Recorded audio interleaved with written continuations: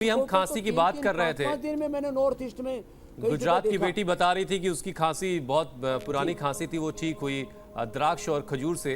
तो इसी से जुड़ा स्वामी जी एक सवाल है शिप्रा मौर्य का। वो प्रेग्नेंट हैं और उन्हें सूखी खांसी आती है, ड्राई कफ उनको है, तो उनको भी वही सेम फॉर्मूला अपनाना है, द्राक्ष और खजूर का सेवन करना है या कुछ और उनके लिए करना होगा आपको? हाँ, ये मैं बता देता हूँ। देखो, उनको क्या करना है, जब भी भूख लगे खजूर और ये मुनक्का, अंजीर भी रहने दे कुछ दिन के लिए। खजूर और द्राक्षी कल्प में मैंने कराया है। 2-2 साल पुरानी, 10-10, 20-20 साल पुरानी खांसी ठीक हो जाती है।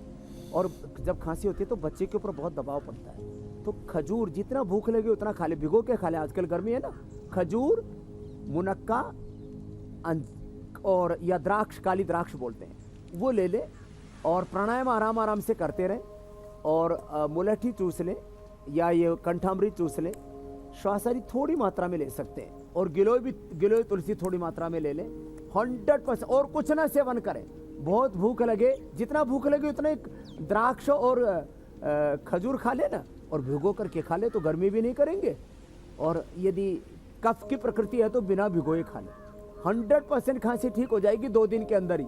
वापस फोन करेंगी ये बहन कि मेरी खांसी ठीक हो गई है। तो जिनको ओबेसिटी है वो ये चक्की आसन दोनों पैरों से, एक पैर से 25-50 बार जैसे चाहें वैसे शरीर को सेप दे सकते हैं ये अभ्यास करके। अर्धलासन, ये पादवृत्तासन गोल गोल घुमाना 25-50-100 बार तक ऐसे हम घुमा देते। थाई बटक चिप्स किसी के इतने भारी हो जाते, वो चाले तो धरती हाले इतना खराब लगता है। इतने मोटे मोटे कुल्ले लेकर के घूमते रहते, फिर उनको भी शर्म आती है। फिर ढकने के लिए घाघरा पहन लेती है, साड़ी। स्वामी जी, बहुत से लोगों को जो आयुर्वेदिक औषधियां हैं तो उनके इस्तेमाल को लेकर के भी बहुत सारे सवाल है लोगों के। तो अतुल प्रकाश सवाल पूछ रहे हैं स्वामी जी कि प्रेगनेंसी के दौरान गिलोय काढ़ा पीना या फिर गिलोय घनवटी का इस्तेमाल करना कितना सेफ है? इसका कोई साइड इफेक्ट तो नहीं होता?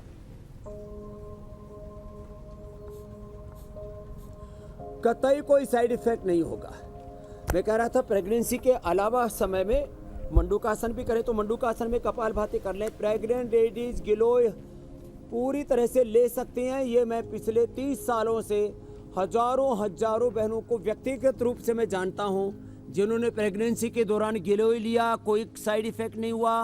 प्रेगनेंसी के दौरान मुक्तावटी ली, प्रेगनेंसी के दौरान उन्होंने खीरा करेला टमाटर का जूस पिया, डायबिटीज़ के बहनों ने प्रेगनेंसी के दौरान लौकी का जूस पिया जिनको बीपी था, कोलेस्ट्रोल था। तो ये सब चीज़ें जो मैं बता रहा हूँ ये 100% सेफ हैं, साइंटिफिक हैं, एक्सपीरियंस बेस्ड है, रिसर्च बेस्ड है।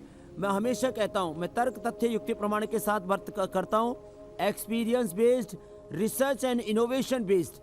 मैं हमेशा जो है कभी भी कोई भी ऐसी बात नहीं कहता जो खाली पढ़ी पढ़ाई, सुनी सुनाई, लिखी लिखाई कहीं से भी आई ध्यान में और ठोक दी, ऐसे नहीं। बिना रिसर्च एंड एविडेंस बेस्ड, बिना एक्सपीरियंस बेस्ड बात कहने का कोई बेस नहीं होता है, वो बात नहीं कहनी चाहिए। तो कोई सब जो हम बातें कह रहे हैं उस पर 100% भरोसा कर सकते हैं और जो हम बता रहे हैं उसको आजमा सकते हैं। हुसैन भाई, अगला प्रश्न ले लो आप। अच्छा स्वामी जी, अगला सवाल लूं उससे पहले एक चीज और लोग पूछ रहे हैं बार बार कि द्राक्ष जो है अंगूर है या कोई और चीज है द्राक्ष? देखो, अभी तो काली द्राक्ष इधर रखी नहीं, गुजरात में बहुत प्रयोग करते हैं, वो अभी मंगवा देता हूं मैं। हाँ? ये तो जो मुनक्का होता है ना उसको भिगो देते हैं। और अभी क्योंकि मुझे भूख भी लग रही है तो थोड़ा खा भी लेता हूं। तो ऐसा तो ये तो मुनक्का हो गया। इसी में जो काला काला आता है उसको द्राक्ष कहते हैं। तो ये जो अंगूर की 2 प्रजाति है, काली और एक लाल वाली। लाल वाली को मुनक्का कहते हैं, काली वाली को द्राक्ष कहते हैं। एक गुजरात में और साउथ में बहुत यूज करते हैं काली वाली। और किशमिश मुनक्के में क्या फर्क होता है स्वामी जी? 200 रुपए से लेकर के 2000-4000 रुपए किलो तक आता है, लेकिन ये 100-200 रुपए वाला सबसे अच्छा होता है।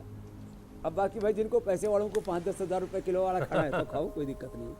यानी फायदा सबका एक ही, बस पैसे का अंतर भले ही हो। स्वामी जी कहते हैं प्रेगनेंसी के 9 महीने में महिलाओं को खुश रहना चाहिए तो बच्चा स्वस्थ पैदा होता है।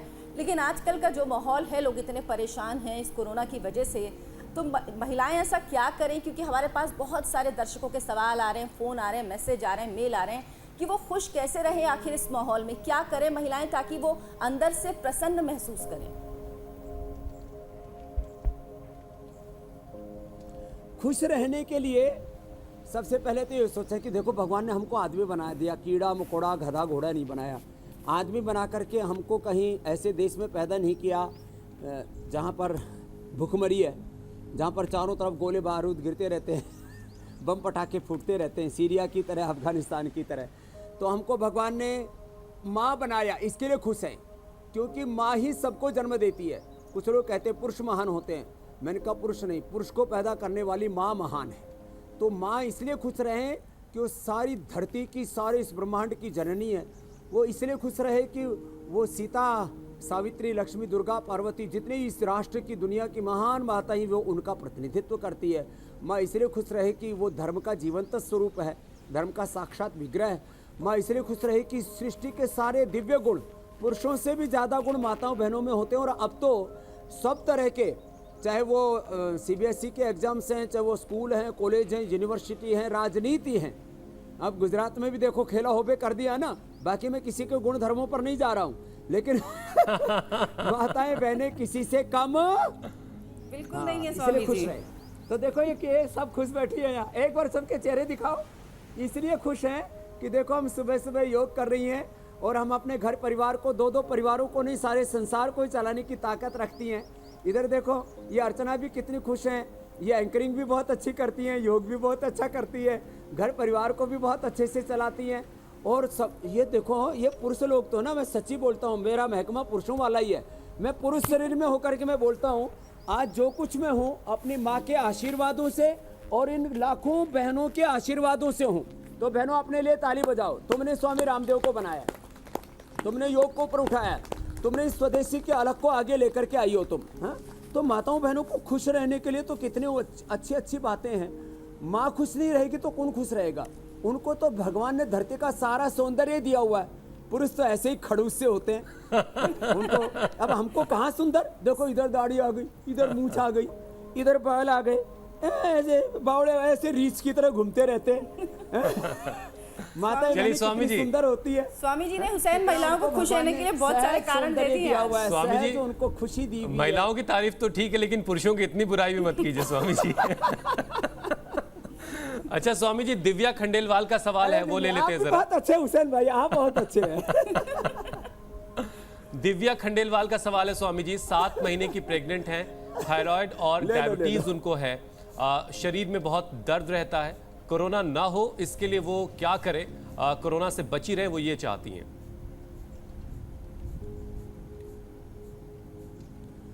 देखो चारों चीजों का उपाय बता देता हूँ। चलो भाई उज्जाई करो सब। अब खंडेलवाल बहन को थायराइड है तो उज्जाई से ठीक हो जाएगा। कपालभाति नहीं कर सकते, उज्जाई करे, उज्जाई और ये ग्रीवा संचारण से, और वो सर्वांगासन कर सके तो जो पहले बताया था उसको भी कर लेंगे, नहीं तो इससे और ये पॉइंट दबा लें, इसी से उनका थायराइड ठीक हो जाएगा। थायराइड के साथ साथ उनको डायबिटीज है तो डायबिटीज के लिए अनुलोम विलोम से डायबिटीज अच्छा हो जाता है। उज्जाई करो साहब, उज्जाई और ये अनुलोम विलोम। और खीरा करेला टमाटर का जूस में एक एक गोली मधुनाशिनी की ले ले सुबह शाम बस, और ये डायबिटीज का पॉइंट दबा लें। और गिलोय जरूर खा लें, गिलोय से शुगर ठीक होती है, गिलोय से वेट कंट्रोल होता है, गिलोय से इम्यूनिटी अच्छी रहती है, और गिलोय में जो टिनोकार्टिसाइड वो कैंसर से हमें बचाता है।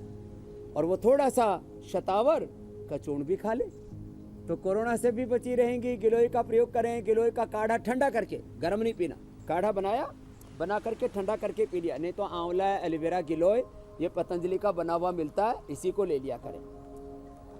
और गिलोय से आर्थराइटिस भी दूर हो जाएगा। गिलोय आर्थराइटिस के लिए, डायबिटीज के लिए, कोरोना के लिए, ओबेसिटी के लिए, लो इम्यूनिटी के लिए ये तो अमृता है। अब इंडिया टीवी हर वक्त हर जगह डाउनलोड करने के लिए सर्च करें India TV news Google play store या ऐप स्टोर पर।